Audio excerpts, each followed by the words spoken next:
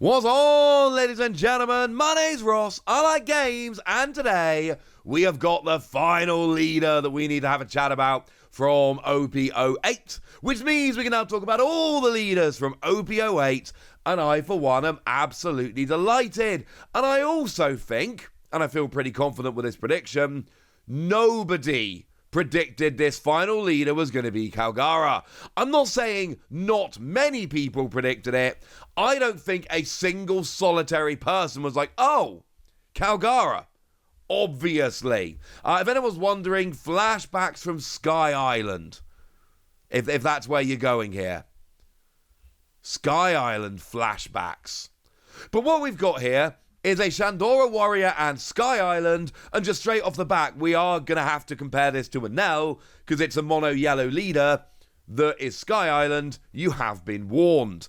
Also, what we've seen from the Shandy Warriors so far, and yeah, it's awkward, because the English cards clearly say Shandy and Warrior, but the Japanese card clearly says Shandora Warrior, so I'm probably going to flick between them, because they read differently in English and Japanese. But the point is, the ones we've seen so far are all Sky Island characters as well, so there really is a direct comparison to be made with a Nell. You have been warned.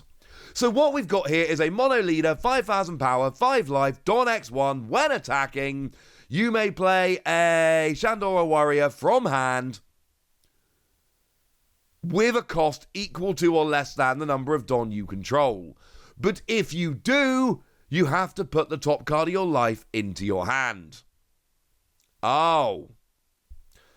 Well, that is, well, that's great, with a huge downside. Now, taking your own life is kind of good because it gets you extra cards in hand. That's nice. You get the card advantage, but it's also super duper awkward because of the whole your opponent is now closer to winning the game thing, which is, shall we say, not ideal.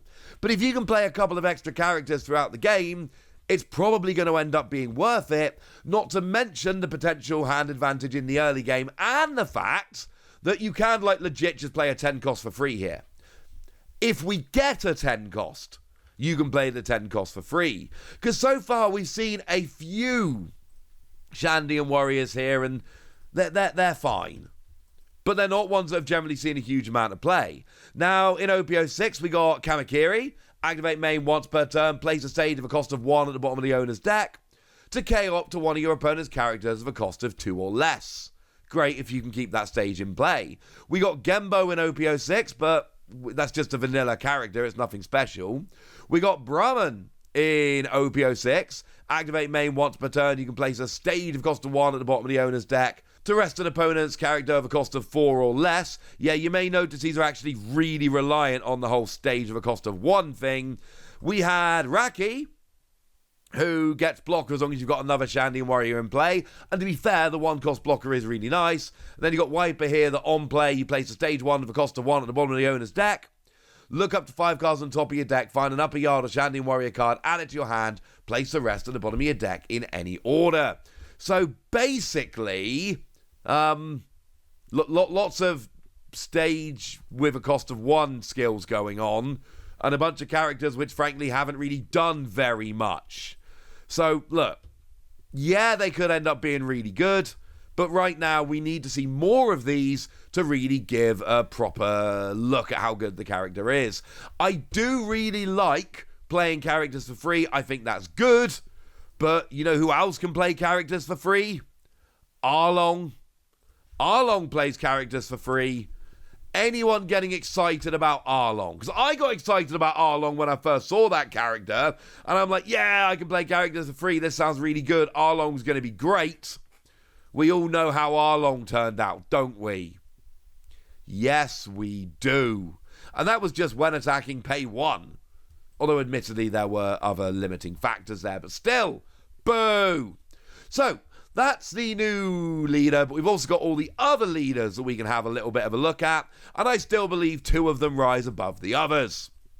And I'm talking Marco, and I'm talking Charlotte Puddin. Now, Marco is the one whereby you've got a blue and red Whitebeard Pirates, but again, we've not really seen blue Whitebeard Pirates, only red, so there's still some lingering questions here. But we've got Don X1, activate main once per turn, draw a card, put a card at the top or bottom of your deck, and then after that, one of your opponent's characters loses 2,000 power for the turn. Obviously here we got the combo with the secret rare Sanji that lets you play a character that's 9 cost or below from the top of your deck, because this leader lets you draw a card, yay extra consistency, put a card on the top or bottom of your deck, which literally lets you just stack a card at the top to play for free with Sanji, and then you're lowering power, which is the kind of thing that red decks generally want to do. And it's a good leader. It's very reminiscent of Sakazuki. It's got a card cycling skill, and it lowers the thing you want to lower. Sakazuki was cost, Marco is power, but black wants to lower cost and red wants to lower power, so that totally works out. And that combined with a Sanji skill really does seem like Marco could be a very, very good leader. We don't know, we don't have all the information, but there is oodles of potential with Marco here, you have been warned. Now, the other one that looks genuinely flat out brilliantly amazing is Charlotte Pudding, or Lakers Pudding as some people have called her, due to the colour scheme. And what we've got here is, when attacking, turn the top 2 cards of your life face up. And yes, you do have to turn 2 face up, and no, you can't use this skill if one or both of the top 2 are already face up. But then you add a Don card from your Don deck rested. You get to ramp Don. You actually get to ramp Don pretty easily. Well, every single person that's seen this card has suggested very fairly, hang on a second, 10 cost Big Mum comes out faster. Because remember, 10 cost Big Mum only works with a Big Mum leader. Well, here we got a Big Mum leader who also happens to be purple and has a Don ramping skill of their own. And we've got all the other Don ramping skills here. If we go to EB-01, don't forget we got Bonclay Bentham, which is quite nice. And if we stick in EB-01, don't forget we got Viola coming, who is a 2-cost blocker that will turn all of your life cards face down, meaning that you are then essentially resetting Charlotte Pudding's ability so that it can be used again. It is a phenomenal leader. When I looked at Marco, I said this legitimately looks like it might be the best leader in the game. And the stupid thing is, I'm not convinced it's the best leader in the set. And look, as with all of this, we don't know. Like, we've not seen Purple Big Mum Pirates, only the yellow. So there is a lot that we don't know here. We've not seen the Purple Big Mum Pirates of Charlotte Pudding, just like we haven't seen the blue Whitebeard Pirates for Marco. But oh my goodness, even with the card pool available, Charlotte Pudding already looks amazing. Now, we are getting ourselves a King leader coming in here. This is Purple and Black Animal Kingdom Pirates. So, again, we've not really seen the Black Animal Kingdom Pirates. We don't have all the information here. There are a lot of reveals still to come from this set. We've seen the leaders and a few other cards, and all these dual colours are generally missing one of the colours we're going to be playing. We don't know what Black Animal Kingdom Pirates look like. King could end up being busted. But basically what we've got here is activate main once per turn, Don -2, and you get to choose skills. If you got 5 or fewer cards in hand, you get to draw a card. Or you can give one of your opponent's characters -2 cost for the turn. I still kind of like this. I think this is pretty nice. I think this combos beautifully with the Rush starter deck Kaido, who is pretty cool. Because you've got a 9 cost with Rush, and you get to KO a 6 cost or lower. But of course, you got your leader skill, which means you can actually KO an 8 cost or lower.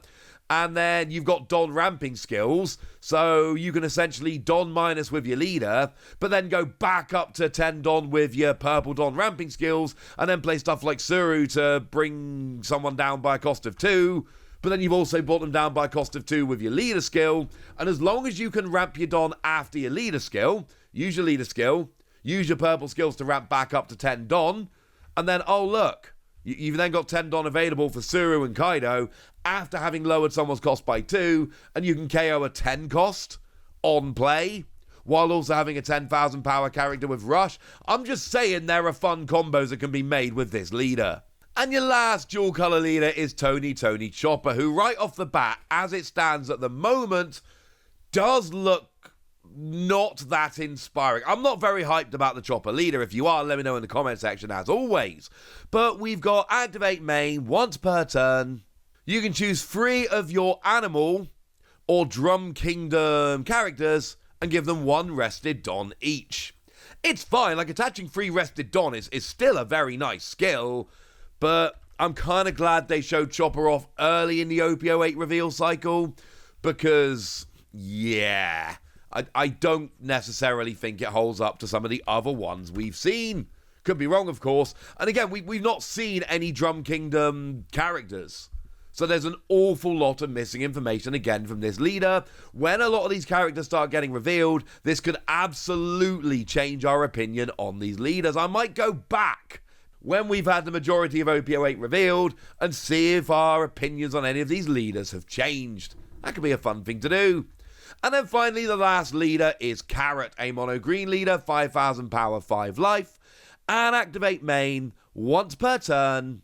If you have a Mink character in play, you can rest one of your opponent's characters of a cost of 5 or less, which to be fair is a pretty good resting skill. But again, I do think it's quite important that this was revealed early in the cycle because, you know, maybe the Mink's characters end up being really good. Again, we're missing all the Minks from this set. We have had a couple revealed previously, to be fair, but only a couple. And not hugely great ones, unfortunately. So I'm just like, look, this could end up being really good, but I am reticent, I think is the polite way to put it. Could end up being absolutely amazing. Could end up being a little bit meh.